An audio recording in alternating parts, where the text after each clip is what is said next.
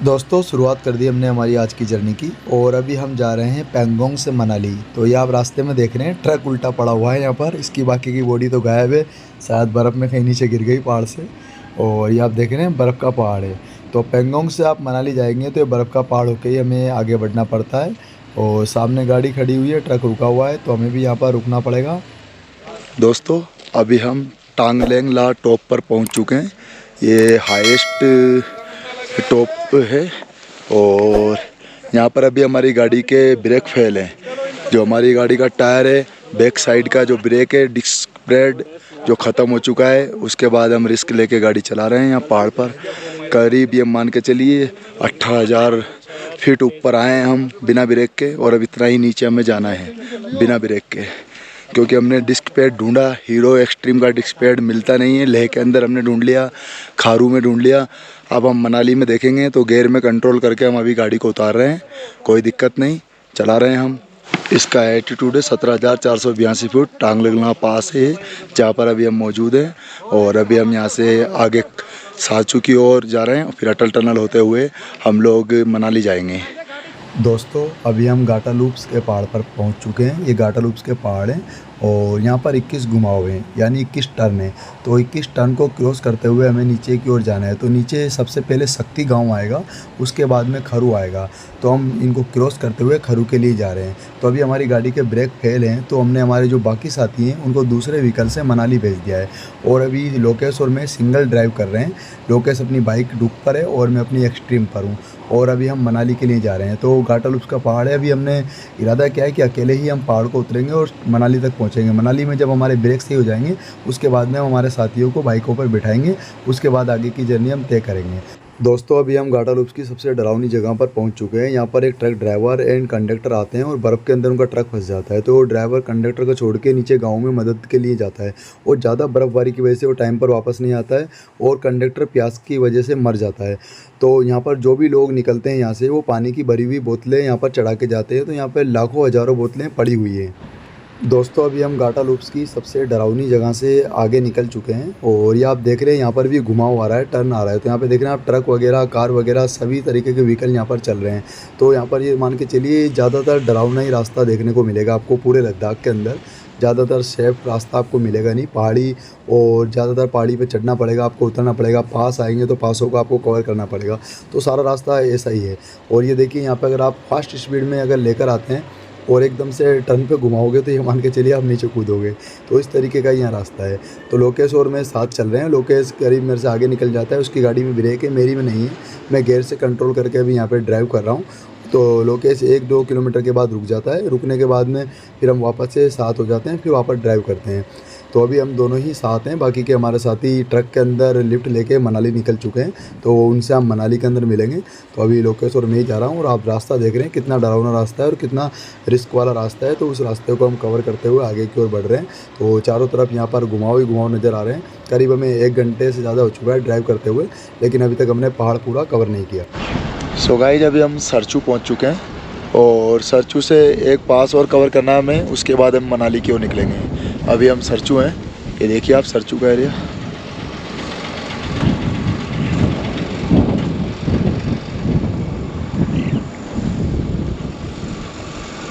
तो अभी सरचू से चाय वाय पी के नाश्ता वगैरह करके फिर डायरेक्टली हम निकलते हैं मनाली के लिए।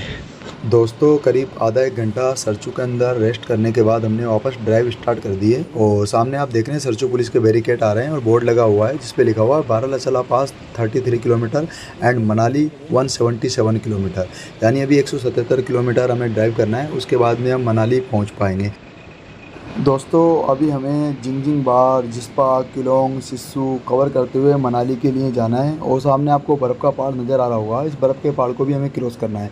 इसके अंदर बारालाचला पास आएगा, तो वो पास भी हम कवर करेंगे। उस पास को कवर करके हम आगे की ओर बढ़ेंगे। और सामने ब्रिज का काम चल रहा है, उसकी वजह से रोड बंद है और नीचे की ओर होके हमें आगे बढ़ना होगा। तो नीचे आप देखिए कच्चा रास्ता बना हुआ है और ये सामने ब्रिज आ रहा है। ये ब्रिज बनाया है टेम्पररी। इस ब्रिज को क्रॉस करके हम आगे की ओर जा रहे हैं। और सामने ट्रक वगैरह भी खड़ा हुआ है और यहाँ पर वर्कर वगैरह भी लगे हुए हैं जो कि यहाँ पर ब्रिज का काम वगैरह कर रहे हैं। दोस्तों अभी आप देख रहे हैं यहाँ पर एक नदी आई है जो कि पूरी बर्फ़ से ढक चुकी है। यहाँ पर क्या है, टेम्परेचर डाउन है, उसकी वजह से नदी के ऊपर पूरी बर्फ़ की परत जम चुकी है। तो यहाँ पे अभी आपको रोक के दिखाते हैं पूरा। तो ये आप देखिए पूरी नदी यहाँ पर बर्फ़ से ढक चुकी है और एक चादर सी पानी के ऊपर यहाँ पर बिछ गई है। तो पूरा पानी जम चुका है यहाँ पर नदी का। तो यहाँ टेम्परेचर क्या है, काफ़ी डाउन रहता है और सामने पहाड़, बर्फ़ का पहाड़ है। दोस्तों अभी आप देख रहे हैं यहाँ पर रोड ख़त्म हो चुका है और ऑफ रोड शुरू हो चुका है। तो ऑफ रोड में ड्राइव करते हुए हमें सामने बर्फ़ के पहाड़ में जाना है। तो ऑफ रोड में ड्राइव करना रिस्क भरा हुआ है, तो इसमें हमें परेशानी का सामना करना पड़ता है। प्लेन रोड है तो आपको परेशानी का सामना नहीं करना पड़ेगा, लेकिन अगर ऑफ रोड है तो उसमें काफ़ी परेशानी आएगी और काफ़ी परेशानियों का सामना करते हुए हमें आगे की ओर बढ़ना पड़ता है। दोस्तों अभी हमने बर्फ़ के पहाड़ में एंट्री कर ली है और अभी आपको चारों तरफ बर्फ़ ही बर्फ़ नज़र आएगी और करीब चौथी या पाँचवीं बार हम बर्फ़ के पहाड़ में ड्राइव कर रहे हैं। तो लेफ़्ट साइड देख के आपको ऐसा लगेगा नहीं कि आप बर्फ़ के पहाड़ में हैं, और राइट साइड आप देखेंगे तो आपको अलग ही नज़ारा देखने को मिलेगा। तो ये जो लोकेशन है लेफ़्ट टर्न राइट की, तो ये काफ़ी अजीब लोकेशन है देखने के लिए। और अभी आप देखिए यहाँ पर दोनों साइड बर्फ़ की कुदरती दीवार बनी हुई है और बीच में रोड दे रखा है। तो ये काफ़ी खूबसूरत लोकेशन है देखने के हिसाब से। तो यहाँ पर से ये है कि जाने का मन तो कर नहीं रहा कि हम आगे जाएं। और इस बर्फ़ के पहाड़ में ये सबसे बड़ी बात ये है कि मैं अभी अकेला हूँ। अभी मुझे दूर दूर तक कोई नज़र नहीं आ रहा है। लोकेश भी कभी आगे निकल चुका है और मैं अकेला ही इस बर्फ़ के पहाड़ के अंदर ड्राइव कर रहा हूँ और दूर दूर तक कोई नज़र नहीं आ रहा है। दूर दूर तक ओनली मुझे पहाड़ और बर्फ़ नज़र आ रही है, इसके अलावा कुछ भी नज़र नहीं आ रहा है। तो देखते हैं अगर कोई मिलता है या नहीं मिलता है इस पहाड़ के अंदर। हम अकेले तो ड्राइव कर ही रहे हैं, कोई दिक्कत नहीं है अकेले ड्राइव करने के अंदर। और अभी देखिए एक राइडर निकल के गया है जो कि पेंगोंग की ओर जा रहा है और मुझे मनाली की तरफ जाना है। तो मैं अकेला ड्राइव कर रहा हूँ, लोकेश मुझसे काफ़ी आगे निकल चुका है। दोस्तों अभी हम जिंगजिंग वार में पहुँच चुके हैं और यहाँ पर चहल पहल भी देखने को मिल रही है, काफ़ी लोग यहाँ देखने को भी मिल रहे हैं। और सामने देखिए एक साइकिलिस्ट है जो कि लद्दाख जा रहा है साइकिल से। और ये अभी देखिए अभी हम जिस्पा के अंदर एंट्री कर चुके हैं। ये जिस्पा आ चुका है, पूरा जिस्पा का एरिया है। तो यहाँ पे रुकने का हमारा प्लान भी था, लेकिन हमारे बाकी के साथी क्या है कि मनाली के लिए निकल चुके हैं, वरना लोकेश और मैं जिस्पा रुकने का सोच रहे थे कि नाइट स्टे हम जिस्पा में करें, मनाली दूसरे दिन जाएँ। लेकिन हमारे जो बाकी साथी हैं वो मनाली के लिए निकल चुके हैं, तो हमें उनके पास जाना पड़ेगा। तो अभी हम मनाली के लिए जा रहे हैं, आगे बढ़ रहे हैं। लेकिन रुकने के हिसाब से जिस्पा और लाहौल वैली दोनों अच्छी जगह है, क्योंकि यहाँ पर ज़्यादा भीड़ भाड़ नहीं है। मनाली के अंदर क्या है कि ज़्यादा भीड़ रहती है, तो उसमें इतना रुकने में मज़ा नहीं आता है। मनाली घूमने के लिए अच्छा है वैसे, लेकिन रुकने के हिसाब से जिस्पा वगैरह ज़्यादातर लोग जिस्पा या लाहौल वैली के अंदर ही रुकते हैं। तो आप देखिए कितना अच्छा एरिया है और काफ़ी सुकून भरा एरिया है। यहाँ पर दोनों साइड पहाड़ है, आपको टेंट वगैरह, होटल वगैरह सब कुछ यहाँ पे आपको अवेलेबल मिल जाएगा और यहाँ पे आप आसानी से रुक सकते हैं, कोई दिक्कत का सामना यहाँ करना नहीं पड़ेगा आपको। और अभी ये देख रहे हैं आप, अभी लाहौल वैली के अंदर एंट्री कर ली हमने। ये लाहौल वैली का एरिया है, तो यहाँ पर रिवर वगैरह भी आपको देखने को मिलेगी और पहाड़ियों का व्यू भी आपको देखने को मिलेगा। यहाँ पर भी रुकने के लिए आपको टेंट वगैरह, होटल वगैरह मिल जाएगी, तो यहाँ भी आप रुक सकते हैं। तो हमारा सजेशन तो यही था कि हम लोग यहाँ रुकें, लेकिन हमारे साथियों के आगे निकल जाने की वजह से हमें मनाली जाना पड़ेगा और मनाली में जाके फिर हम नाइट स्टे करेंगे और दूसरे दिन फिर हम आगे की ओर हमारी जर्नी कंटिन्यू जारी रखेंगे। दोस्तों लाहौल वैली निकलने के बाद में अब ये पहाड़ी एरिया आया है और ये सेम लद्दाख की तरह है। जैसे लद्दाख में पहाड़ है उसी तरीके के यहाँ पहाड़ है और उसी तरीके के यहाँ पर रास्ता है। और सामने आप देख रहे हैं, सामने आपको बर्फ़ के पहाड़ भी नज़र आ रहे होंगे। जो बर्फ़ का पहाड़ है इसी के अंदर रोहतांग पास है, जिसका रास्ता अटल टनल के यहाँ से दे रखा है। तो आप अटल टनल के यहाँ से रोहतांग पास भी जा सकते हैं। हम भी देखेंगे, कल हमारा मूड होगा तो फिर हम रोहतांग पास भी जाएंगे, लेकिन अभी हमें हमारे साथियों के पास जाना है, उसके बाद हम आगे के प्लान की सोचेंगे। दोस्तों अभी हम पहुंच चुके हैं सिस्सू, और सिस्सू के अंदर भी आपको hotel and restaurant easy way के अंदर मिल जाएगा। तो जिस्पा और लाहौल वैली की तरह ये भी एक छोटा सा टाउन एरिया है, जहाँ पर आपको पहाड़ी view and river side view आपको देखने को मिलेगा। तो यहाँ पर भी आप आसानी से रुक सकते हैं। सिस्सू कवर करने के बाद अब हम आगे की ओर जा रहे हैं। तो अभी हम पहुँच चुके हैं किलोंग। किलोंग भी जिस्पा, लाहौल वैली, सिस्सू की तरह ही एक टाउन एरिया बना हुआ है, जहाँ पर आपको hotel and restaurant easy way में मिल जाता है।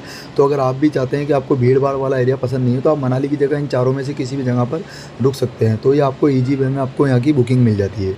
दोस्तों अभी हम पहुंच चुके हैं विश्व की सबसे बड़ी सुरंग अटल टनल, जिसका डिस्टेंस है 9 किलोमीटर और ये रोहतांग पास के नीचे बनाई गई है। इस सुरंग के ऊपर जो पहाड़ है वो रोहतांग पास का एरिया है पूरा, और ये लेह और मनाली का जो नेशनल हाईवे है उसको जोड़ती है और सबसे खूबसूरत सुरंग के अंदर भी गिनी जाती है। यहाँ पर साफ़ सफाई भी आपको बहुत अच्छी देखने को मिलेगी, लाइटिंग की व्यवस्था भी बहुत अच्छी आपको यहाँ पर देखने को मिलेगी, और ये पूरी घोड़े के नाल की आकृति की बनाई गई है।